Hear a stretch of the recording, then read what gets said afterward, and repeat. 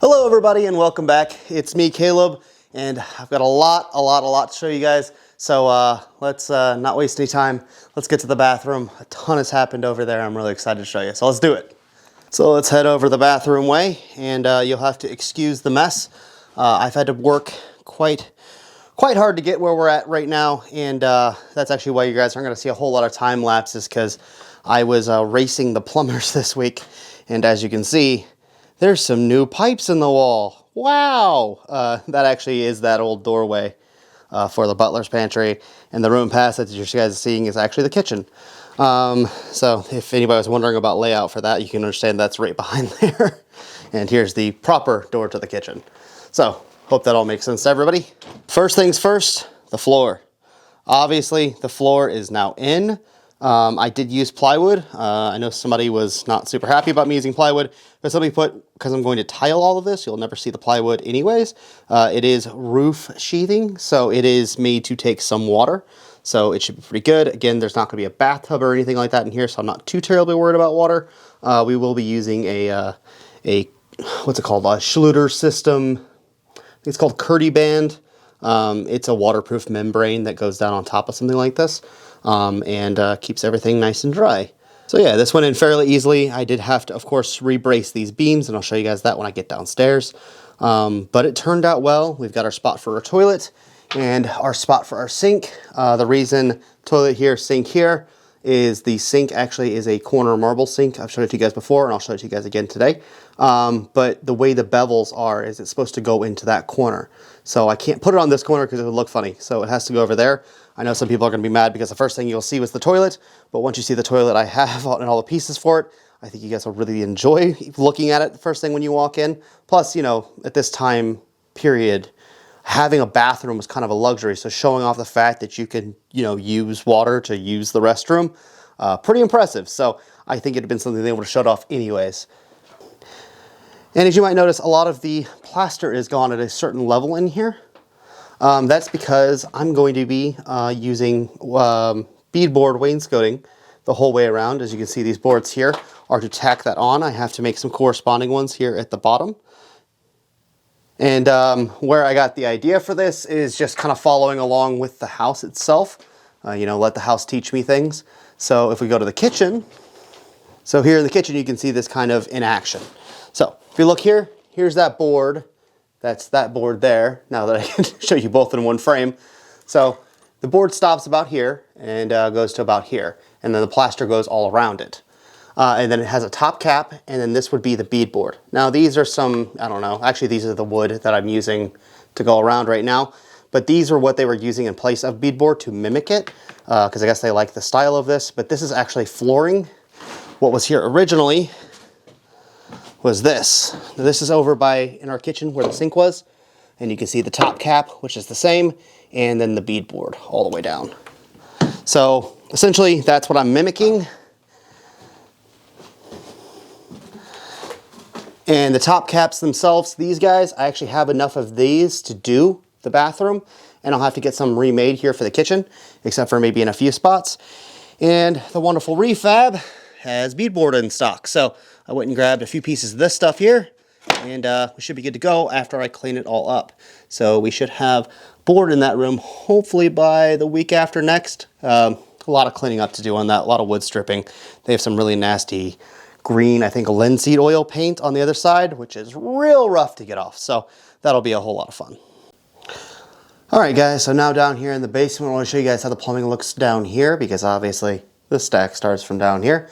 You have to forgive me, just like I said upstairs, it is messy in here because I've been in quite the rush to keep up with the trades this week, specifically the plumbing ones. All right, so the stack. It used to come straight out of there. My guys actually turned it. I don't know why the original guys put it so far out, but they at least put it against the wall here. We have a drain here, which will be for a sink, a laundry sink, and we have two taps here for a washer and dryer. Well, obviously the water's for the washer, but so I have the start of that process going, which is great. You might have noticed that the lines here are red and blue, obviously hot and cold, but that also signifies that they are plastic and they are what's called PEX. PEX is what they use in more modern houses as of recent. As you guys saw upstairs though, I am using the copper studs. And I will probably end up elbowing these up into the ceiling, so leaving them pecs up here, because I'm going to put a drywall ceiling back up down here anyways, and using copper lines down. That way the aesthetic looks nice with the beadboard. But for the moment, that's absolutely fine. I told them just to do it. Let's not get too nitpicky in the detail-oriented stuff when we're just trying to get something functional at the moment. Obviously, it's a different story upstairs, because I don't want to do it twice, but down here I can kind of fiddle around and mess with stuff a little bit, so that's all right. Up in the ceiling, you can see where it leads to the toilet. Since I already told you guys that I put the floor in and didn't film it because I was in a rush, you can see how that's all gone in there. And if I turn around, you can see some of the extra bracing I did because those beams were so chewed up. So you can see those. I am missing one brace, it's this gap here. It's not doing anything as far as structural concerned. It stops, like I said, these things from twisting either way. And actually to show you guys what they did back in the day, this is what they did back in the day, these beams here where they crisscross. Obviously that one's been broken off. And that one as well, so I'll have to reattach those. But that's how they kept the beams from twisting back in the day. I'm using the modern, more just straightforward block system. Basically it keeps the beams from twisting. So, and then I also had to use a little extra bracing here in the entryway because this piece of wood I extended out where you guys saw upstairs out into the hall ever so slightly. So yeah, it's looking pretty good down here. We are one step closer to having working water and a bathroom and a sink. Oh my goodness. I'm actually really excited about that. And things are moving right along. Okay, so you guys have now seen what the bathroom looks like in its current condition. Let's go check out all the new things I got for the bathroom. So first up, let's talk toilets. This is my toilet I'm going to be using for that bathroom. It's roughly from the 1920s. It's pretty cool. It's not as old as, well, the bathroom will look, but simply put, I can't afford an 1890s toilet. They're way too expensive. But fairly typical toilet for the time. I know it is a toilet and maybe nobody finds that terribly interesting, but again, aesthetically this is perfect.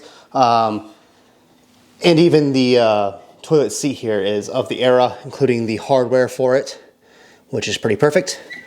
And there's the valve here, which I'll connect the pipe to, and I'll show you the box for that as soon as we get back downstairs.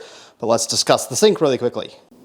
Now this is another item you guys have already seen before, but here is my marble sink. I have to get the brackets to put this up. It will not have a cabinet underneath it. It's a really pretty sink, and as you can see, there's a bevel around this edge and around this edge, but not on this edge. And that's because this edge goes against the corner, which is exactly how I'm going to have it hanging. And you can see there's a little line around these sides. That means basically that there was a piece of marble that surrounds this, and we'll have to have something cut because it didn't come with that piece, but we'll have something cut to go into this corner to make it a nice, beautiful corner marble sink as it used to be and will be again. So that'll be our sink for the bathroom. Now let's go back down to the parlor because I have a few items that will turn our wonderful toilet here into a Victorian high tank toilet. So let's go down and check them out. So here we go. Here is the tank for the toilet. As you can see, it is a modern toilet tank, but it fits into this wonderful oak box that we have here. Now, of course, the thing with this box, it is the wrong color and almost maybe a bit too perfect to be correct. So I've actually been stripping it. This is the bracket here that fits on the back. And it's pretty good. Looks pretty nice. We'll do some shellac in it, and I think actually stripping it because the whatever's on this is really tough to get off, some kind of really tough poly. So there's some slight marks and gouges on it from me doing that, which actually probably adds to its age slightly. So that will be our tank. In this box here, I have a few bits and bobs. Notably is the handle to pull once you get it flushing, because again, this is a high tank.